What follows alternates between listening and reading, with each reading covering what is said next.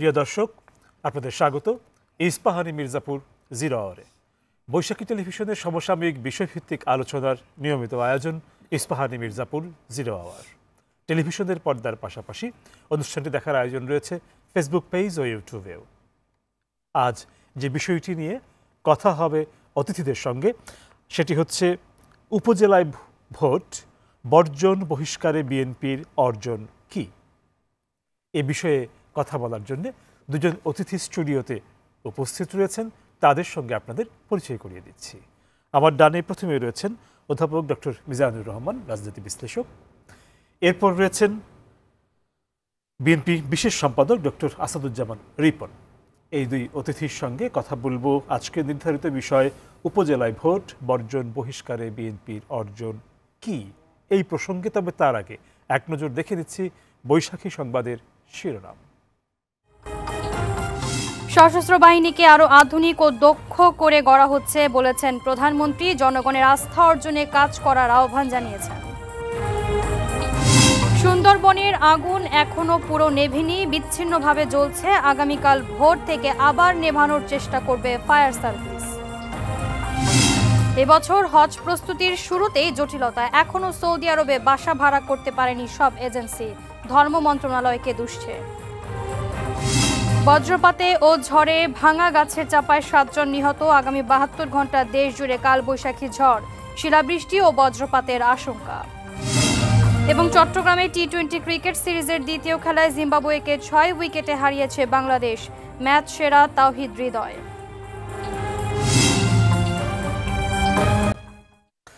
দেখছিলাম বৈশাখী সংবাদের শিরোনাম। যাচ্ছি আলোচনায় আজকের দুই অতিথি ডক্টর মিজানুর রহমান এবং ডক্টর আসাদুজ্জামান রিপনের সঙ্গে। আমাদের আলোচনার যে বিষয়টি আছে সেটি কে আমি প্রশ্ন হিসেবে রাখছি।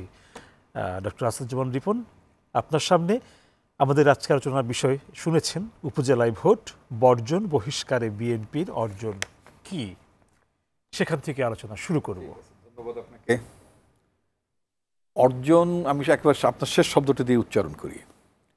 একটা রাজনৈতিক দলে বা যে কোনো প্রতিষ্ঠানে হোক না কেন, শৃঙ্খলা একটা ইম্পর্টেন্ট বিষয়। শৃঙ্খলা থাকতে হবে। সে শৃঙ্খলা যখন দলের মধ্যে থাকে না বা কোনো প্রতিষ্ঠানে থাকে না, তখন সেটা চালানো খুব ডিফিকাল্ট হয়ে যায়, যেমনটি এখন আওয়ামী লীগের বেলায় হচ্ছে। আমরা যেটা শুরুতেই যেটা আমরা সিদ্ধান্ত নিয়েছি এই নির্বাচনের ব্যাপারে, যে আমরা জানি যে এই সরকার অধীনে একটা ভালো নির্বাচন করা সম্ভব না, এবং এটা প্রমাণিত 14, 18 এবং 24 তো হলেই তো। এবং এগুলো যদি আপনি সব কটার ব্যাপারে যদি একটু চোখ কান খোলা রেখে যদি আপনি বিষয়টা পর্যালোচনা করেন, তাহলে এই জাতীয় নির্বাচনটা হচ্ছে কি আসলে শাসন ক্ষমতায় যারা থাকবেন তাদের ইচ্ছানুযায়ী, যেটা জিএম কাদের সাহেব যে কথাটা বলেছেন, তার কথাটাই আমি আনতে চাই। এখানে জাতীয় পার্টির কেউ নেই। উনি বলেছিলেন যে 3 ধরনের নির্বাচন হয়েছে। 3 ধরনের নির্বাচন বলতে উনি বলেছেন 2-1টি আসনে ফ্রি অ্যান্ড ফেয়ার ইলেকশন হয়েছে, আর বাকিগুলোতে বলেছেন সরকার যেখানে যেখানে চেয়েছে, যাদের যাদের পাশ করানো দরকার তারা পাশ করেছে। রেস্ট অর্থাৎ বাকিগুলো, সেগুলো প্রশাসন অর্থের বিনিময়ে বাকিদেরকে জিতিয়ে দিয়েছে। একটা নির্বাচনী ব্যবস্থার মধ্যে যখন এই বিষয়গুলো দাঁড়ায়, অর্থাৎ পয়সার বিনিময়ে যদি প্রশাসন কাউকে পাশ করাতে পারে, এমপি হিসাবে অথবা উপজেলা চেয়ারম্যান হিসেবে যদি পাঠাতে পারে, কারণ প্রশাসনের বিরুদ্ধে এই অভিযোগটা অলরেডি আছে। আচ্ছা, দ্বিতীয়ত হচ্ছে যে সরকার 2-1টি জায়গায় ফ্রি ফেয়ার ইলেকশন অ্যালাউ করেছে, তেমন সব জায়গায় না। যেটা হওয়া উচিত সেটা করতে ইলেকশন কমিশন পারেনি। বাকিটা হচ্ছে সরকার যাদেরকে যাদেরকে চেয়েছে তাদেরকে তারা এনেছে। এই চাওয়া চাই, আনা আনি, অর্থের বিনিময়ে যে বিষয়গুলো, এটা তো কোনো নির্বাচন বলে না।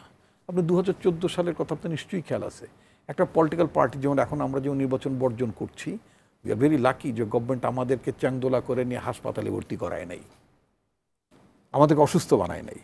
ঠিক আছে, হোসেন মোহাম্মদ এরশাদ জাতীয় পার্টির দ্বিতীয় চেয়ারম্যান ভদ্রলোক বললেন যে আমি নির্বাচনে যাব না, আমার দল নির্বাচনে যাবে না, আমরা বয়কট করছি, সবাইকে আহ্বান করছি, তোমরা প্রত্যাহার করে নাও।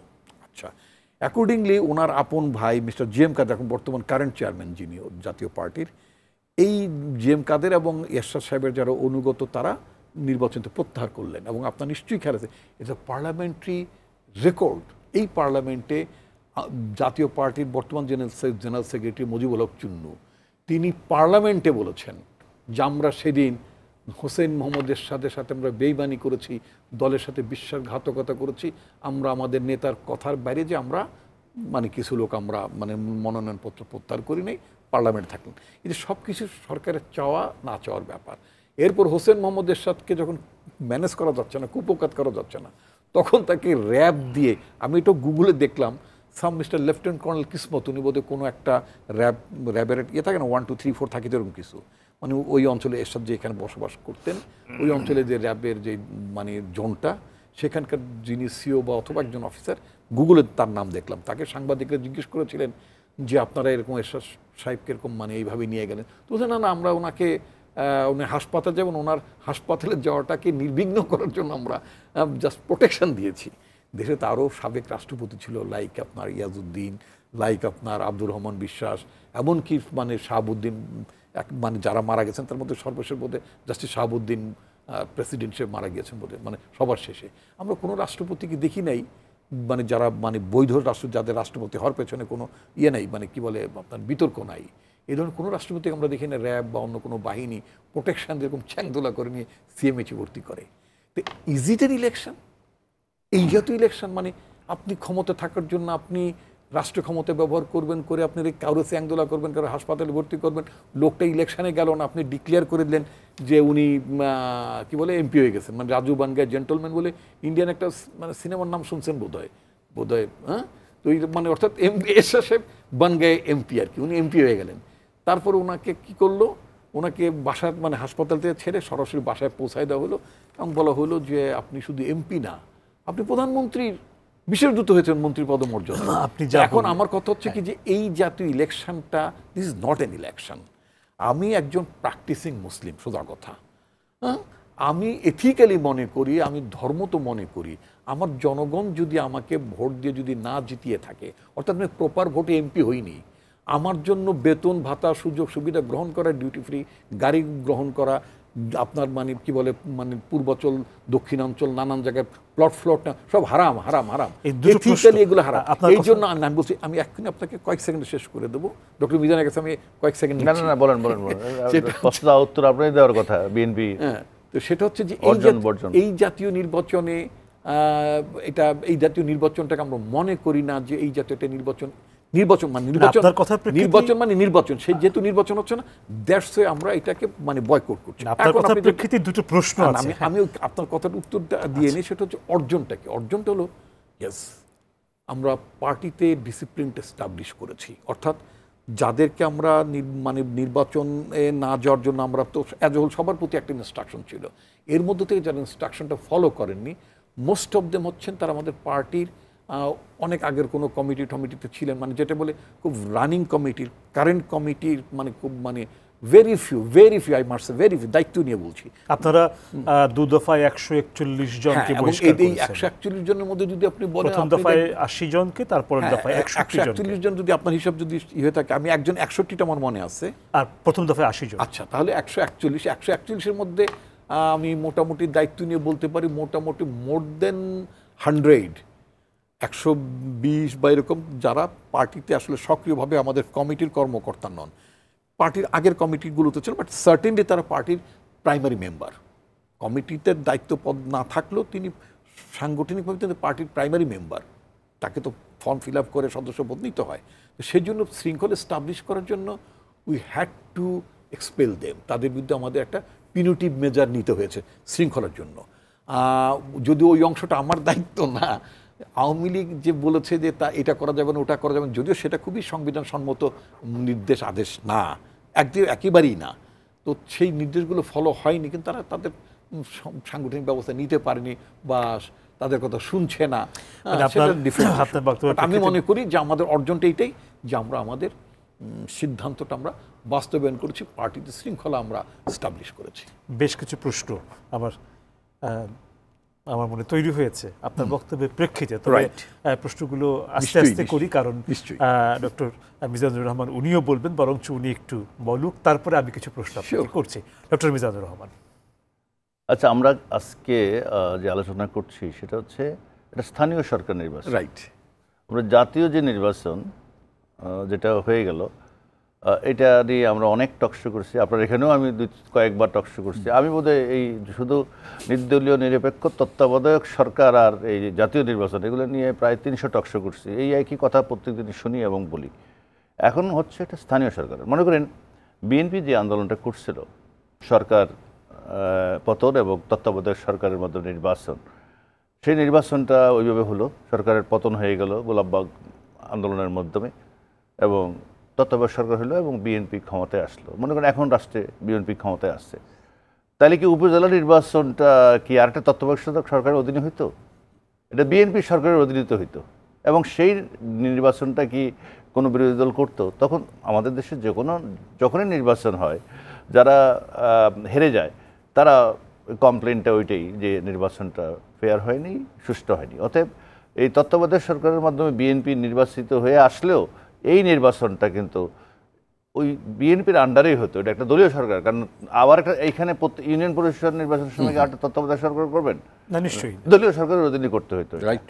এখন আপনার প্রশ্ন হচ্ছে এই উপজেলা নির্বাচন বর্জন করে বিএনপির যে বহিষ্কারের দিয়ে 150 মতো, আমি কিন্তু একটু ডক্টর রিপন যেভাবে বলছে আমি খুঁটিয়ে দেখলাম আর কি, প্রায় প্রার্থীরা ওই উপজেলার আওয়ামী লীগের আর বিএনপির সাধারণ সম্পাদক, সাবেক সাধারণ সম্পাদক, আহ্বায়ক, সভাপতি, এর বাইরে কমে আছে। বেশিরভাগই দেখছি পোর্টফোলিও হোল্ডার অথবা ওই যে রিজভী সাহেব লন্ডন থেকে নির্দেশনা পেয়ে এই বিশেষ করে এই গত কয়েক মাসে আর কি নির্বাচনের আগ থেকে শত শত লোকে বহিষ্কার করছে, এই বহিষ্কারের মধ্যে এরা আছে। কারণ প্রথমবার যখন বহিষ্কার করলো 51 জনকে, এতে তো অন্যরা 61 জন সীমিত হয়ে যাওয়ার কথা। প্রথমে 80, তারপর 61 না, প্রথমে 61, হ্যাঁ, পরে এত বহিষ্কার এবং হুঙ্কারের পরে আরো বাড়ছে প্রার্থীর সংখ্যা, বিদ্রোহী প্রার্থীর সংখ্যা, মানে বিএনপি পার্সেন্ট হলো 81 জন। আমি যেটা বলবো, হ্যাঁ অবশ্যই বিএনপির এর মধ্য দিয়ে তাদের দলীয় যে শৃঙ্খলা এটা হয়তো সুদৃঢ় করতে পেরেছে, কিন্তু এটা সাস্টেনেবল হবে কিনা এই শৃঙ্খলা, আরোপিত শৃঙ্খলা, যেটা দেখেন উপজেলা নির্বাচনে অনেকগুলো ফ্যাক্টর কাজ করে। যারা রিপন ভাইয়ের মতন যারা জাতীয় রাজনীতি করে, বড় ছাত্র রাজনীতি করে টোরে, অনেক চিন্তাভাবনা, জাতিকে দিক নির্দেশনা দেওয়া, জাতিকে একটা উন্নত জাতি হিসাবে দেশকে এগিয়ে নিয়ে যাওয়া, এইসব চিন্তা ভাবনা করে।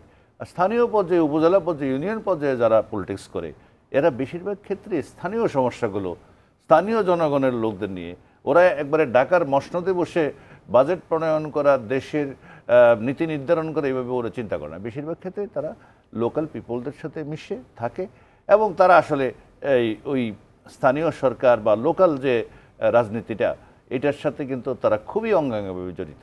আর এইবার যখন নির্বাচনটা হচ্ছিল, রাজনীতিটা কৌশলের ব্যাপার। 7ই জানুয়ারি নির্বাচনটা তো জোর করেও বলতে পারবো না যে রাজনৈতিক দলের অংশগ্রহণের দিক থেকে খুব পার্টিসিপেটরি ছিল। ফরগেট অ্যাবাউট দ্যাট ভোটার কত আসছে, বাট আমাদের যে রাজনৈতিক দল সংখ্যা যেটা আছে, তো সেটা দিক থেকে বিবেচনা করলে ওটা আমিও অন্তত বলবো যে এটা ত্রুটিমুক্ত একবারে শতভাগ এটা বলা যাবে না, কারণ দেশের বড় রাজনৈতিক দল অংশগ্রহণ করে নাই। আর জিএম কাদেরের কথা এখানে আসছে, জাতীয় পার্টির একাংশের সভাপতি এখন উনি, তো ওনার কথায় আমার মনে হয় আর কি, যেমন উনি ইলেকশনের আগে ভারতে ঘুরে আসলেন, ভারত এসে যখন সাংবাদিকরা তাকে জিজ্ঞেস করলো, না এখন এটা বলা যাবে না, ওদের পারমিশন ছাড়া বলা যাবে না। Exactly that was the language, ভারতের পারমিশন ছাড়া ওখানে কি আলাপ সেটা বলতে পারবে না। অ্যান্ড এই রাজনীতিবিদটাকে নিয়ে এখন আলোচনার আর কোনো অবশিষ্ট কিছু থাকে কিনা আই ডোন্ট নো। এই আর এরপরে সর্বশেষ ওই নির্বাচন যাবে কি যাবে না, শুধুমাত্র ক্যান্টনমেন্টের একটা সিট নিয়ে যেভাবে এটা দিলে ইলেকশনে যাবে, নাহলে যাবে না, এরকম বার্গেনিং যে লোকটা করতে পারে। আর ইতিমধ্যে তার দলের মধ্যে বড় ধরনের ফাটল এবং তার নেতৃত্ব নিয়েই অনেক প্রশ্ন। অতএব এই বিষয়টা আমি আলাপ করতে চাই না। যেখানটে ডক্টর রিপন বলছিল যে বিএনপিতে একটা শৃঙ্খলা ফিরিয়ে আনা যাবে এর মধ্যে দিয়ে, তো আমার অভিজ্ঞতা হচ্ছে এটা এই শৃঙ্খলাটা সাস্টেনেবল হবে না, এটা দীর্ঘস্থায়ী হবে না। বরং যেই সুযোগটা ছিল দলটাকে সুসংগঠিত করা এবং আরও বেশি কর্মী বান্ধব, কর্মীদের সাথে সম্পৃক্ত রেখে, কারণ কর্মীরা সবসময় উজ্জীবিত থাকে একটা রাজনৈতিক তৎপরতার মধ্যে দিয়ে। এমনি পলিটিক্যাল আর কোনো অ্যাক্টিভিটিস তো এখন আর নাই, যেটা আছে পুরাটাই এখন উপজেলা কেন্দ্রিক। আর উপজেলা নির্বাচন থেকে যদি আপনি সমস্ত একটা বৃহৎ একটা জনগোষ্ঠীকে আপনি এটার বাইরে রাখার চেষ্টা করেন, শত চেষ্টা করেন, কারণ ওখানে স্থানীয় যখন নির্বাচন হয় তখন নদীর এই পার ওই পারে আওয়ামী লীগ যেহেতু ওপেন করে দিয়েছে 3-4জন প্রার্থী হয়ে গেছে, এবং তার একটা সুযোগ আসছে নদীর এই পারের যে কটা ইউনিয়ন আছে এগুলোর যদি একক সে প্রার্থী হয় সে হয়তো জিতেও যেতে পারে। এই সকল তো আত্মীয়তা থাকে, বিভিন্ন গ্রুপিং সাব গ্রুপিং থাকে, গোষ্ঠীর ব্যাপার থাকে, তো সেই বিষয়গুলো স্থানীয় নির্বাচনে অত্যন্ত গুরুত্বপূর্ণ। তো এটাকে যদি আপনি পল্টনে বসে সব সিদ্ধান্ত নিয়ে নেন, পল্টনের সিদ্ধান্ত মানে লন্ডন থেকে সিদ্ধান্ত দিবেন, পল্টন থেকে এটা অ্যানাউন্স করা হবে, আর রিয়েল গ্রাউন্ড যে মানে গ্রাউন্ড রিয়েলিটি যেটা, তো এইটা কিন্তু একটু ভিন্নতা আছে, যার কারণে এইটা দেখেন এই তৃতীয় দফায় আরও বেশি বিদ্রোহী প্রার্থী বিএনপি থেকে প্রার্থী হবে, এটাই আমি বলতে পারি। সে এর মধ্যে দিয়ে শৃঙ্খলা কতটুকু প্রতিষ্ঠিত হবে আমি জানি না। একইভাবে আওয়ামী লীগ যেটা করছে সেটাও ডক্টর আসাদ জমান রিপন যেটা বলছেন যে গণতান্ত্রিক অধিকার, এটাকে আমি কারো আত্মীয় হওয়ার কারণে আমি ভোটে দাঁড়াতে পারবো না, তো সেটাও একটা আমি মনে করি সময় মতো সিদ্ধান্তটা নেয়নি আওয়ামী লীগ। যেটা তারা করছে যে মন্ত্রী এমপির আত্মীয় স্বজন হলে ইলেকশন করতে পারবে না, এটা মনে হয় অনেক লেট হয়ে গেছে। কারণ ইতিমধ্যে মন্ত্রী এমপিরা বিভিন্ন থানা উপজেলায় জেলার যে কমিটিগুলো হয় আওয়ামী লীগের সহযোগী সংগঠন, যুবলীগ, মহিলা লীগ যা আছে সবগুলোতে অলরেডি কিন্তু তাদের আত্মীয় স্বজনের অনেক জায়গায় বসিয়ে রাখছে। একই লোক জেলা আওয়ামী লীগের সভাপতি বা এমপি, তার ওয়াইফ আবার জেলা আওয়ামী লীগের মহিলা আওয়ামী লীগের সভানেত্রী, অথবা তার বাদারিল্লো হচ্ছে ছাত্রলীগের সভাপতি, তার এক ভাই একটা হয়তো যুবলীগের আহ্বায়ক ইত্যাদি।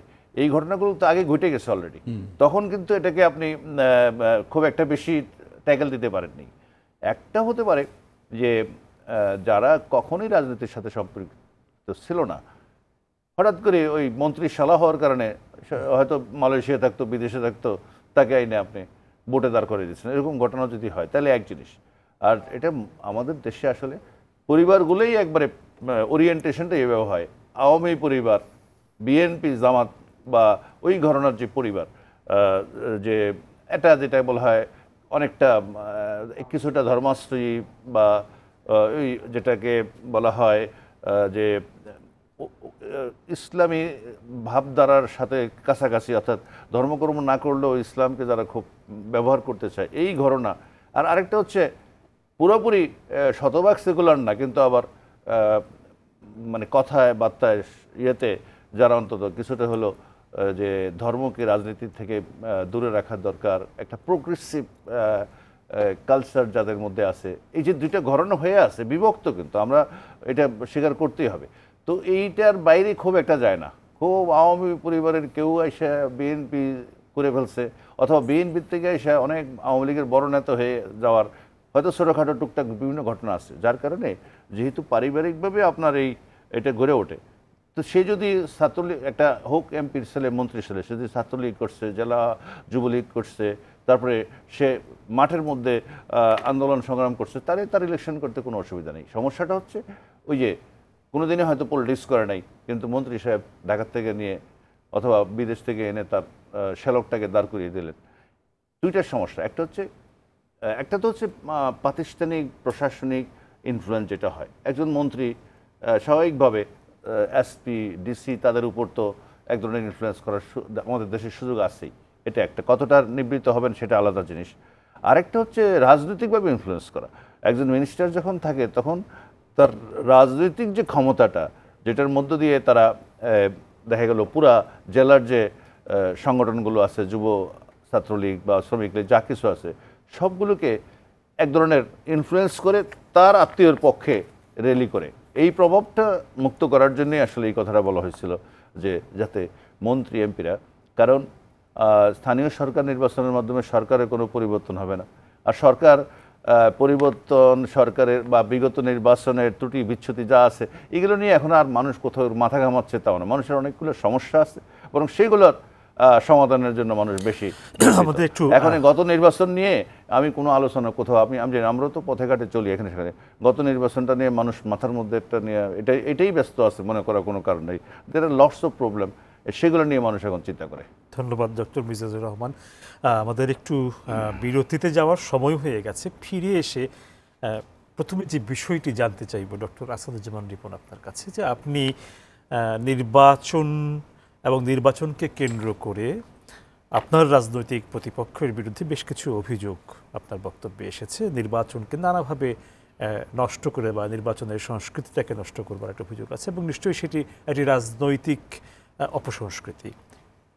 আপনার কথার প্রেক্ষিতে আমি বুঝতে চাইব বা একটু জানতে চাইব যে এ ধরনের রাজনৈতিক অপসংস্কৃতি যেগুলি আপনি বললেন, হ্যাঁ, সেগুলি আপনার দল যখন ক্ষমতায় ছিল তখন হয়নি, বা না হয়ে থাকলে হ্যাঁ সেটি আপনার জায়গা থেকে একটু শুনবো আপনি কিভাবে দেখেন বা কিভাবে বিশ্লেষণ করেন। যাচ্ছি একটু বিরতিতে।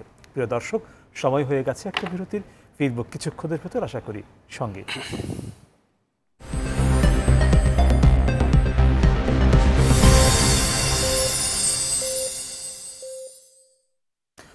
প্রিয় দর্শক, আপনাদের আবারও স্বাগত ইস্পাহানি মির্জাপুর 0 আওয়ারে। ধন্যবাদ বিরতির সময়টুকু আমাদের সঙ্গে থাকার জন্যে। ডক্টর আসাদুজ্জামান রিপন, বিরতির আগে বলে গিয়েছিলাম প্রশ্নটি যে বিষয়ে আপনার সঙ্গে এখন কথা হবে আবার একটু স্মরণ করিয়ে দিচ্ছি, সেটা হচ্ছে যে আপনি একগাদা অভিযোগ তুলেছেন নির্বাচন ব্যবস্থাকে নষ্ট করবার ব্যাপারে আপনার রাজনৈতিক প্রতিপক্ষ সম্পর্কে। আমি জানতে চাইছি যে আপনার সময় এমন কোনো কিছু ঘটনা বলে কি আমরা ধরে নেব? ধন্যবাদ আপনাকে। আমি আপনাকে ওই কথার পরিপ্রেক্ষিতে শুরুতেই যেটা বলবো সেটা হচ্ছে যে আমাদের দল যখন মূলত আমাদের দল ইলেকশন করেছে আপনার আমি যদি 91 সামরিক শাসনের পরে যখন আপনার সংসদীয় ব্যবস্থার অধীন যে সরকার ব্যবস্থাটা চালু হলো, সব দল মিলেই বাংলাদেশে এইটাই একমাত্র বিষয় যে সংসদের সব দল ঐক্যমতের ভিত্তিতে একটা গভর্নমেন্টের প্যাটার্নও তার ইন্ট্রোডিউস করেছিল। তো এরপর থেকে মোটামুটি ইলেকশনগুলো তো আপনার তত্ত্বাবধায়ক সরকার অধীনই হয়েছে, এবং এই তত্ত্বাবধায়ক সরকার অধীনে যখন পালাক্রমে বিএনপি আওয়ামী লীগ, কিন্তু আপনাদের বিরুদ্ধে তো আপনারা যখন ক্ষমতায় 90 পরবর্তী সময়, তখন কিন্তু যে যারা আপনার বিরোধী দল ছিল আওয়ামী লীগ, তারা কিন্তু আন্দোলন করেছে তত্ত্বাবধায়ক সরকারের জন্য, এবং তারা কিন্তু অভিযোগগুলো আপনাদের সম্পর্কে তুলেছে নানা ধরনের। আমি আপনাকে বলছি যে বাংলাদেশের মেজর যে ইলেকশনগুলো হলো, সেই ইলেকশনগুলোতে তত্ত্বাবধায়ক সরকার অধীনে যে ইলেকশনগুলো হয়েছে সেই ইলেকশনগুলো কম্পারিটিভলি, এটা দেশের বিদেশ সব মানুষজনই মোটামুটি তারা বলেন যে নির্বাচনগুলো সবার কাছে কম বেশি গ্রহণযোগ্য ছিল। কখনো আমি হেরেছি, আমার কোনো অভিযোগ ছিল, কখনো আওয়ামী লীগ হেরেছে, তখন তাদেরও অভিযোগ ছিল। কিন্তু মোটা দাগের জনগণ যতগুলো তত্ত্বাবধায়ক সরকারের অধীনে নির্বাচন হচ্ছে সেই নির্বাচনগুলোর মধ্যে এ কাইন্ড অফ আপনার ক্রেডিবিলিটি, অ্যাকসেপ্টেন্স সার্টেনলি ছিল, সেটা আমি বলতে চাই। তারপরে একেবারে যেটা বলে রাজনৈতিক সরকারের অধীনে, আমাদের সরকার তো তত্ত্বাবধায়ক ব্যবস্থাটা কিন্তু রাজনৈতিক সরকারের অধীনেও নির্বাচন হয়নি তা বলবো না। সুতরাং রাজনৈতিক সরকার ব্যবস্থার মধ্যে সেটা যদি আমাদের দলও যদি ক্ষমতা যখন ছিল, সেখানেও যে আপনার একেবারে ত্রুটি বিচ্যুতি মুক্ত নির্বাচন সবটাই হয়েছে, এটা আমি নিঃসন্দেহে আমি দাবি করব না। আমি যেটা বলতে চাই যে নির্বাচনটা, বিষয়টা নির্বাচন অর্থাৎ আমরা তিনজনের মধ্যে একজন, এটি তো নির্বাচন, এবং এই বেছে নেওয়ার অধিকারী হতে হবে জনগণকে, এবং জনগণ নির্ভয়ে, উইদাউট ফেয়ার, উইদাউট প্রিজুডিস। কিন্তু আপনারা যদি নির্বাচনে অংশ না নেন, তাহলে জনগণ কি আপনাদেরকে বেছে নেওয়ার সুযোগ পাচ্ছে? যখন ব্যবস্থাটাই যদি ঠিক না, যেমন কারণ আপনার এখানে আমি এখন অনুষ্ঠানে অংশ নিলাম, আমি যদি ক্রমাগতি যদি অনুভব করতে থাকি, এই ফিলিংসটা যদি আপনার তরফ থেকে আমাকে যদি আপনি দিচ্ছেন না, আমি এইটাও আবার আপনার দর্শকের উদ্দেশ্যে বলে রাখছি, যদি আপনি ক্রমাগতভাবে যদি আপনি আমাকে কথা বলার সুযোগ না দিতেন, ইন্টারফেয়ার করতেন, অথবা আমি মত প্রকাশ করতে পারছিলাম না বা এরকম, বা যদি দেখতাম যে আপনি আমার প্রতিপক্ষ যারা থাকবেন তাদের পক্ষ অবলম্বন করে আপনি আমাকে আক্রমণ করছেন, তাহলে একটা পর্যায়ে দেখা গেল যে আমি এখানে কথা বলে স্বাচ্ছন্দ্য পেতাম না, হয়তো আমি এই অনুষ্ঠান থেকে চলে, এরকম অনেক শুনেছি যে অনেক আমার যদি এরকম আমার বেলায় এরকম ঘটনা ঘটিনা অনেক এরকম কি বলে আলোচনা থেকে সরে গেছেন, বা ওই চ্যানেলে যান না, বা এরকম ব্যাপার ট্যাপার আছে। হ্যাঁ, যখন আপনার বিষয়টা যদি আপনার সার্বজনীনতা না থাকে, তখন এটা একটা পলিটিক্যাল পার্টিকে পার্টি ইন পাওয়ার যদি এই মেসেজটা, এই ফিলিংসটা দেয় যে তার অধীনে ইলেকশনটা আমি করতে স্বাচ্ছন্দ্য বোধ করবো না। যেমন 2007 সালে আমি অবশ্যই আপনি বলবেন, আমি নিজেই বলছি 2007 সালে আপনার যখন আওয়ামী লীগ ইলেকশনটা বর্জন করলো, জাতীয় পার্টি ইলেকশনটা বর্জন করলো, দে হ্যাড এ ফিলিং তাদের ধারণা ছিল যে এই নির্বাচন হয়তো আমরা মানে ভালো করব। তারও নির্বাচন বর্জন করেছেন, নির্বাচন থেকে তারা মানে মনোনয়নপত্র প্রত্যাহার করে নিয়েছেন। এটা জাতীয় পার্টিও করেছে, আওয়ামী লীগ এবং সব এটা করেছে তারা। এই জায়গাটা থেকে তো বেরোতে হবে একটা ভালো নির্বাচনের জন্য। আমার মুদ্রা কথাটা হচ্ছে যে আমি একটা নির্বাচন আমি খারাপ করি, তার জন্য পালাক্রমে আওয়ামী লীগ ক্ষমতা আছে বলে সব নির্বাচনগুলো খারাপ করতে থাকবে, জনগণের মানে ভোটের আর কোনো তোয়াক্কা মানে করা হবে না। এটা আজকে আমি বলতে চাই তাজুল ইসলাম যে এখন লোকাল গভর্নমেন্ট মিনিস্টার, আপনার দেশি মানুষ বোধহয়, তো সে একটা কথা বলেছে যে হ্যাঁ এরকম মানে মৃত ব্যক্তি এবং কি বলে শিশুরা ভোট দিতে বিচ্ছিন্ন ঘটনা। তো কিন্তু কথা হচ্ছে যে এটা আপনার একজন ব্রিটিশ অবজারভার, আপনি যদি এখন গুগলে সার্চ দেন, তিনি বলেছেন যে I found a north Korean model here. বাংলাদেশের নির্বাচনের কথা বলতে যে উনি এক্স্যাক্টলি এটা বলছেন যে আমি একটা নর্থ কোরিয়ান মডেল দেখলাম বাংলাদেশের নির্বাচনে। এখানে প্রতিযোগিতা ছিল না, এখানে শিশুরা অবাধে ভোট দিয়েছে, এই কথাগুলো বলেছেন। তো এইটা একটা ক্রেডিবল ইলেকশনের বিষয় না। ডক্টর মিজান একেবারে খুব মানে পার্টিয়েন্টলি একটা খুব ভ্যালিড কোশ্চেন করেছেন, যদি বিএনপিও যদি আজকে নির্বাচন মানে ক্ষমতায় আসতো বা থাকতো, তার অধীনে লোকাল গভর্নমেন্ট ইলেকশনটা কি তত্ত্বাবধায়ক অধীনে হতো নাকি সরকারের দলীয় সরকার অধীনে হতো? হ্যাঁ, ওনার যে যুক্তিটা আর্গুমেন্টটা very valid, I must say, আমি ওনার সাথে একমত। কিন্তু আমার বক্তব্য হচ্ছে যদি বিএনপি সরকার যদি আওয়ামী লীগ যে পদ্ধতিতে প্রক্রিয়া আজকে 3 টার্মে পালাক্রমে যেভাবে ক্ষমতায় আসছে, ওই যে উনি জিএম কাদের সাহেবের সমালোচনা করেছেন যে জিএম কাদেরকে ওখান থেকে কি বলছেন উনি বলতেই পারেন নাই। জিএম কাদের মানে I must say comparatively he is honest a bit. হ্যাঁ, উনি মানে ভারতের সাথে কথা বলেছেন কি, উনি বলছেন না তাদের অনুমতি ছাড়া কথা বলা যাবে না। এই ব্যাপারে আমি তাকে বলবো রাদার সৎ। হ্যাঁ, হয়তো এই ধরনের একটা আন্ডারস্ট্যান্ডিং ছিল যে না তুমি এগুলো বাইরে ডিসক্লোজ করবো না, অ্যান্ড উনি মানে বলে দিয়েছেন যে এটা বলা যাবে না। এখন কথা হচ্ছে কি, ওবায়দুল কাদের সাহেব ভেরি অনেস্ট, আই মাস্ট সে, মানে তার বক্তব্য তিনিও বলেছেন যে ভারত আমাদের পাশে ছিল। এখন কথা হচ্ছে ভারত পাশে থেকে বা আমেরিকা পাশে থেকে, রাশিয়া পাশে থেকে বা চীন পাশে থেকে, হোয়াট এভার, যে ধর ইভেন কি শ্রীলঙ্কা, আমি মালদ্বীপের মতো ছোট একটা দেশে বা ভুটানের কথাই যদি বলি, হ্যাঁ মোটামুটি খুব বানিয়ে না মানে কি বল হার্মফুল দেশ না একেবারেই না। অন্য দেশকে আমার পাশে থাকতে হবে কেন? আমার জনগণই তো পাশে থাকার কথা। ওবায়দুল কাদের সাহেব বলছেন যে মানে ভারত পাশে ছিল, বলতেই হবে ভারত পাশে ছিল। পররাষ্ট্রমন্ত্রী খুব গর্বের সাথে বলছেন ভারত পাশে ছিল, নির্বাচনটা করে ফেলছি।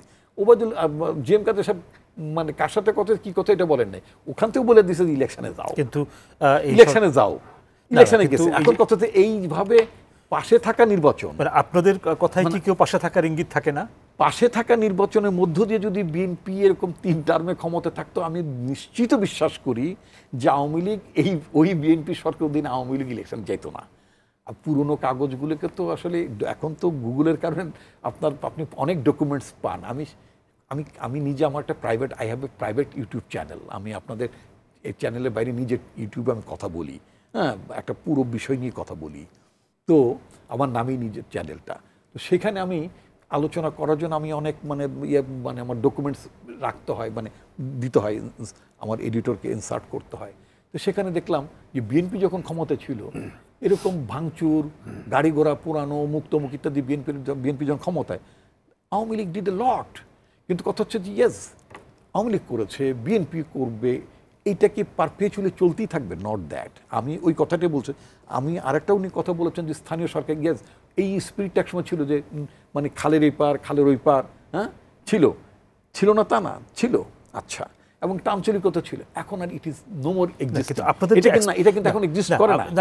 একটা বিষয় এখন প্রশ্ন আপনাকে আমি করছি, সেটা হচ্ছে যে এই যে আপনারা যে প্রেক্ষাপটের প্রেক্ষিতে আপনারা বর্জন করছেন, যদি সেই প্রেক্ষাপটের পরিবর্তন না ঘটে, আগামীতেও কি সেই বর্জনই যে আপনারা করে যাবেন? হ্যাঁ, আমি মোটামুটি আপনাকে আগাম বলতে পারি যে যদি এই অবস্থায় যদি চলতে, যদি এটা নির্বাচনই না হয়, জনগণ যদি জনগণের কাছে যদি কোনো অপশন না থাকে, আপনি আমাকে গ্রিন টি দেবেন, ওনাকে হয়তো ব্ল্যাক টি দেবেন, একটা দেবেন তো কিছু।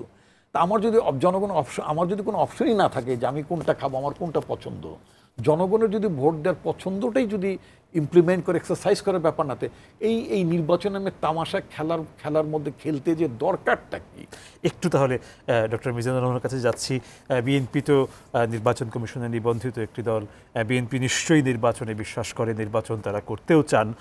সেক্ষেত্রে টানা নির্বাচনের বাইরে থাকার মাধ্যমে তারা কি আসলে শেষ পর্যন্ত আপনাকে মাঝখানে একবার এসেছিলেন জাতীয় পর্যায়ে? টানা না, কিন্তু আপনি যেটা উনি নিশ্চয়ই জানেন, বাট সেটা হচ্ছে বোধহয় একটা ব্যাপার আছে, পরপর 2 বার যদি নির্বাচন বর্জন করে তাহলে তার নিবন্ধনে আমি আইনের জায়গায় যাচ্ছি না, আমি বলছি নির্বাচনে একের পর এক কিন্তু 18তে গেছি, আমি শুধু একটাই বর্জন করেছি 24-এ। হ্যাঁ 18তে আপনারা গিয়েছেন, আমি বলছি যে 29-এ বর্জন করার সুযোগ আমার, আপনারা অপরচুনিটি।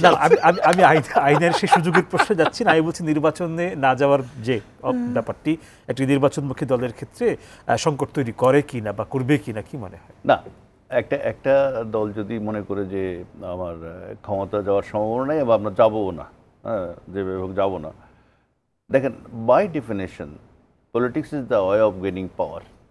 একটা সংজ্ঞা, রাজনীতির সংজ্ঞা হচ্ছে, পলিটিক্সের সংজ্ঞা হচ্ছে ক্ষমতা বলতে একবারে বিএনপি আওয়ামী লীগের মতো রাজনৈতিক ক্ষমতা না, ওইটা ডেফিনেশনের মধ্যে influence other and the situation. এটাকে capability of a person or a group যারা অন্যকে প্রভাবিত করতে পারে বা সিচুয়েশনটাকে প্রভাবিত করতে পারে, ওইটাকেই বলা হয় পলিটিক্স। তো এখন যদি আপনি এটা যদি ছেড়ে দেন যে আমি পাওয়ার আর দরকার নেই, আমার যাবো না, তাহলে তো এখন পাওয়ারে যাওয়ার একমাত্র বুদ্ধি তো হচ্ছে ভোট। অন্য যে এক্সট্রা মানে যে প্রসেসগুলো ছিল এগুলো সম্ভাবনা অত্যন্ত ক্ষীণ হয়ে আসছে এখন, এগুলোর আর ওই দিন আর নাই। তাহলে একমাত্র ভোটের মাধ্যমে যেতে হবে। আর ভোট যেটা বলছেন যে আপনি যেটা প্রশ্ন করছিলেন, ভোটের মাধ্যমে রাজনৈতিক সংস্কৃতি নষ্ট হলো, কখন থেকে হলো, কীভাবে হলো? তো যখনই আমরা খুব একটু দৃষ্টান্ত দিই যে খুব খারাপ ভোট 2014, 2018 এটা বলি, কিন্তু আমরা তো জানি এই দেশে হানা ভোট হয়েছিল জিয়াউর রহমান সাহেবের আমলে, এই দেশে 15ই ফেব্রুয়ারি নির্বাচন হয় নাই। তো ওগুলোও তো হিসাবের মধ্যে আনতে হবে। যদি আপনি খারাপ নির্বাচন বলেন, নির্বাচনটা কোথার থেকে খারাপ হওয়া শুরু হলো, তো এটার ইতিহাস অনেক পুরানো। আর বিএনপি প্রথম নির্বাচন করে 1979 সালে, দলটা প্রতিষ্ঠিত 78 সালে।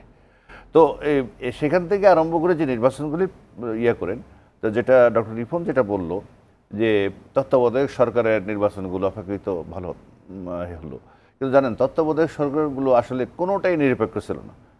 নুরুল হুদা সাহেব, যিনি শাহাবুদ্দিন সাহেবের আইজিপি ওই তত্ত্বাবধায়ক সরকার আমলের, উনি বলছে আমি একবারে মানে ধর্ম তো প্রতিজ্ঞা করে করে বলতে পারি যে এই শাহাবুদ্দিন সরকারও নিরপেক্ষ সরকার ছিল না, কারণ এগুলো প্রত্যেকটাই backed by one kind of the militarism. মানে আমাদের যে রাজনীতিটা 1975 সালের পরে আসলে ওই ক্যান্টনমেন্টে গিয়ে স্থিত হয়েছিল। ক্যান্টনমেন্ট থেকে আমরা পরিচালিত হয়েছি 20-25 বছর, কারণ আমাদের দেশের প্রেসিডেন্ট ক্যান্টনমেন্টে থাকতো, আমাদের প্রধানমন্ত্রী ক্যান্টনমেন্টে থাকতো, আমাদের বিরোধী দলের নেত্রীও ক্যান্টনমেন্টে থাকতো। মানে প্রধানমন্ত্রী অবস্থা হয়েছিল বিরোধী দলের, এই যে ক্যান্টনমেন্ট থেকে যে সব কিছু নির্ধারিত হওয়ার যে একটা বিষয় ছিল। কারণ এইরকম আন্দোলন ডক্টর রিপনের মনে আছে, আমরা ছাত্র যখন উত্তাল আন্দোলন যখনই হইতো ঢাকা বিশ্ববিদ্যালয়ের, সেখানে সব লোক খালি উত্তরপাড়ায় কী হচ্ছে, উত্তরপাড়ার খবর কি। ইভেন একটা চায়ের দোকানদার জানতো, ক্যান্টনমেন্টে উত্তর দিকে অবস্থিত বলে উত্তরপাড়া বলতো আর কি। হ্যাঁ, একটা চায়ের দোকানদার জানতো সাভারের জিউসি কে, নবম ডিভিশনের 15 ডিভিশনের ডিউসি কে, এবং কার পরে কে সেনাপ্রধান হবে, কার পরে কে।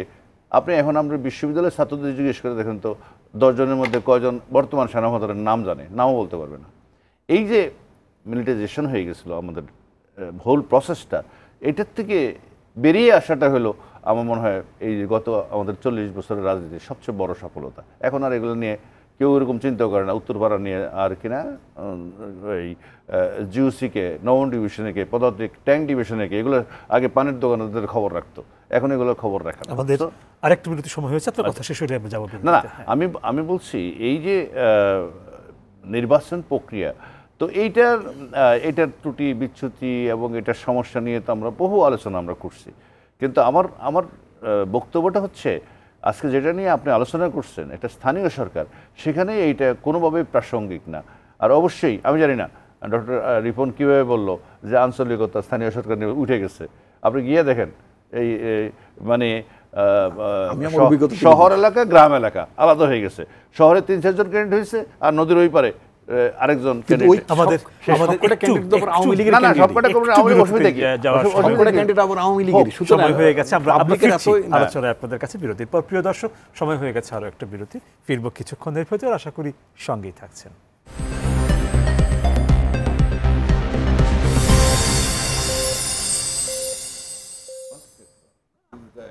প্রিয় দর্শক, আপনাদের আবারও স্বাগত ইস্পাহানি মির্জাপুর 0 আওয়ারে। ধন্যবাদ বিরতির সময়টুকু আমাদের সঙ্গে থাকার জন্য। ডক্টর আসাদুজ্জামান রিপন, ফিরছি আপনার কাছে। এই যে বর্জন করলেন এই নির্বাচনের আগে, জাতীয় নির্বাচন বর্জন করলেন, স্থানীয় সরকার পর্যায়ে নির্বাচন বর্জন করলেন, এর আগেও বর্জন আপনারা করেছেন, এখন দ্বাদশ সংসদ নির্বাচন এবং তারপরে আবার স্থানীয় সরকার নির্বাচন বর্জন করলেন, এবং আপনি আলোচনায় বলছিলেন যে এরকম অবস্থা থাকলে তো বর্জন করতেই হবে। তো সেক্ষেত্রে আপনার দলের নেতাকর্মীদের জন্য বার্তাটা কি থাকবে? আপনারা যদি আমি আপনাকে বার্তাটা অবশ্যই একটা চমৎকার বার্তা আছে এবং আমরা খুব পুলকিত, খুব আনন্দিত। পার্সোনালি আমি নিজে নির্বাচন করতে চান, হয়তো ভিন্ন পরিবেশে বা আপনাদের কাঙ্ক্ষিত একটি বাস্তবতায় করতে চান। তার আগে দুটো কথা বলতে হবে। উনি ডক্টর মিজান ক্যান্টনমেন্ট নিয়ে কথা বলেছেন। আমি যেটা বলতে চাই, ক্যান্টনমেন্ট আমাদের দেশের একটা প্রতিষ্ঠান, এটা আমাদের সার্বভৌমত্বের প্রতীক। সামরিক বাহিনী, সশস্ত্র বাহিনী এবং আপনার মানে সেনানিবাস, এগুলো সব কিছুই কিন্তু আমাদের সভরেন্টির সিম্বল। এটাকে আমি মোটেই এটাকে ডিগ্রেড করা, but is not symbol of democracy. In that case of course গণতন্ত্রে কি আমরা পাকিস্তান না ঠিক আছে, গণতন্ত্রে কি আমার সেনাবাহিনী থাকবে না? থাকবে না, এটার সাথে সেটা আমি আসছি, বেসামরিক প্রশাসনের আন্ডারে সেনাবাহিনী থাকবে, বেসামরিক প্রশাসনের আন্ডারে থাকবে, ঠিক আছে। কিন্তু সেনাবাহিনীর অবশ্যই আপনার তাদেরকে আমি শক্তিশালী রাখবো, তারা আমার সার্বভৌমত্বের প্রতীক হিসেবে কাজ করবে, সব ঠিক আছে। উনি বললেন যে এখন সেনাবাহিনীর প্রধানের নাম জানে না, যেটা বলছেন হয়তো আমি জানি না, কিন্তু আমি যে কথাটি বলতে চাই, মানুষ এইটা বহুত কনসার্ন। প্রতিনিয়ত যখন সীমান্তে যখন আমার ভারতের কি বলে বিএসএফ এর হাতে যখন আমার দেশের মানুষ মারা যায়, তখন মানুষ খুব কনসার্ন থাকে, অবশ্যই কনসার্ন থাকে, নিঃসন্দেহে কনসার্ন থাকে। এতে কোনো সেনাবাহিনী করার কিছু বর্ডারে কি সেনাবাহিনী থাকে না? বর্ডার সেনাবাহিনীর ব্যাপার না, আমার সে কিন্তু বর্ডার গার্ড, সে বর্ডার গার্ড আপনার ইয়েকে আপনার সিওকে, আর্মি লেফটেন্যান্ট কর্নেল, মেজর, তারা সেখানে আছে। কিন্তু আমি বলছি সীমান্ত রক্ষী বাহিনী, সেটা তো আমার একটা বাহিনী। আমি কোনো বাহিনী কি আমি আন্ডারমাইন করার পক্ষপাতী না। এটা একটা ভেরি ভাইটাল জিনিস, ভেরি ভাইটাল জিনিস। সুতরাং ইন এনি ওয়ে, এই যে আপনার কুকিদের যে ব্যাপারটা ঘটলো, আমি আমার যদি একটা মাজা ভাঙ্গা আর্মি রাখি, তাহলে আমার এই কুকি ট্রাবল ফেস করতে পারবো আমি? আরাকান আর্মি অলরেডি কিন্তু বাংলাদেশ সীমান্তের কাছাকাছি এসে ওদের জান্তার হেডকোয়ার্টার নিয়ে নিছে। তো সুতরাং আমার সশস্ত্র বাহিনী অবশ্যই শক্তিশালী থাকতে হবে, অ্যালার্ট থাকতে হবে, এতে কোনো ইয়ে নেই। এটা আমি একটু দলীয় নেতা মেসেজটা 2 নম্বর উনি যেটা বলছেন এপার ওপার ইনফ্লুয়েন্স নাই, আমি আবার আসবো, আমি এটা ফিউ সেকেন্ডস। এপার ওপার এখন আদৌ নাই, কারণ সবই এপারও আওয়ামী লীগ, ওপারও আওয়ামী লীগ, সবই আওয়ামী লীগ। কোনো মোরগের রং কালা, কোনো মোরগের রং সাদা, কোনো মোরগের রং লাল, বাট দের আর অল মোরগ, আমি এইভাবে যদি বলি। সুতরাং ফাইটটা হচ্ছে উইদিন আওয়ামী লীগ, এখানে আর এপার ওপারের ফাইট নাই, ফাইট হচ্ছে আওয়ামী লীগ। যা কিছু হচ্ছে সব আওয়ামী লীগ। এবং এর আগে সংখ্যা একেবারে শেষ পর্যায়ে যেটা বলবো, বিএনপি লোকদের যারা করেন আপনারা, আমাদের জন্য খুব একটা ভালো খবর, কারণ আওয়ামী লীগ তো আমার প্রতিপক্ষ যখন দুর্বল হয়, তাই না, সেটা আমার জন্য খুব ভালো ব্যাপার। আওয়ামী লীগ এই যে আমরা নির্বাচন বর্জন করার মধ্যে সবচেয়ে বড় যে অর্জনটা বিএনপির লোকেরা দাবি করতে পারে, গর্ব করতে পারে, আওয়ামী লীগের ভেতরে 3 গ্রুপ 4 গ্রুপ 5 গ্রুপ, জামাই শ্বশুর ভাই ভাগনা শালা দুলাভাই মিলে একটা হুলুস্থুল কাণ্ড কারখানা, এবং পত্রিকা প্রেসিডিয়াম মেম্বারে জেনারেল সেক্রেটারি ভার্সেস প্রেসিডিয়াম মেম্বারের মধ্যে গুতাগুতি, শাহজাহান খান ওবায়দুল কাদেরদের মধ্যে বাহাস ইত্যাদি, যে একটা হুলুস্থুল কাণ্ড। আওয়ামী লীগের ভিতরে যে একটা কী অবস্থা হয়ে গেছে, শৃঙ্খলা আনতে পারছে না, প্রধানমন্ত্রীর কথাও কেউ শুনতেছে না। তারপর আবার ব্যাখ্যা দিয়ে বলতে হইল যে না, স্বজন বলতে খালি আর ওই বউ আর পোলা, আর বাদ বাকিরা আর কেউ আপনার স্বজন না। না, তাদের সমস্যা তো। আমাদের বার্তাটা হচ্ছে এটা যে এই যে বিএনপি নির্বাচন না করার মধ্যে আওয়ামী লীগ আমিডামি নির্বাচন করতে, যে তারা যেটা মনে করে সব তারা প্রচন্ড সংকটের মধ্যে আছে, এবং সংগঠন যে কি হবে, ক্ষমতা না থাকলে ওই যে মানে আপনার ওই যে তসবি আছে না, সুতোটা ছিঁড়ে গেলে তসবির দানা যেমন ঝরঝর করে পড়ে যায়, আওয়ামী লীগ সেই জায়গায় চলে গেছে। খুব অল্প সময় ফিরছি, তাই প্রশ্ন করছি না ডক্টর মিজানুর রহমান।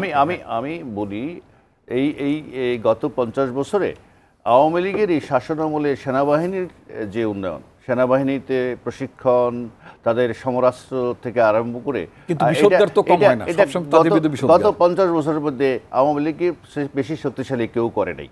সেটা এক জিনিস আমি আমার প্রতিরক্ষার জন্য করব, আর ওটাকে আমাকে শাসন করার জন্য পাকিস্তানের মতো পাকিস্তান সেনাবাহিনী অত্যন্ত শক্তিশালী, ওটা শুধু পাকিস্তান দখল করছে এবং পাকিস্তানকে এখনো দখলে রাখছে।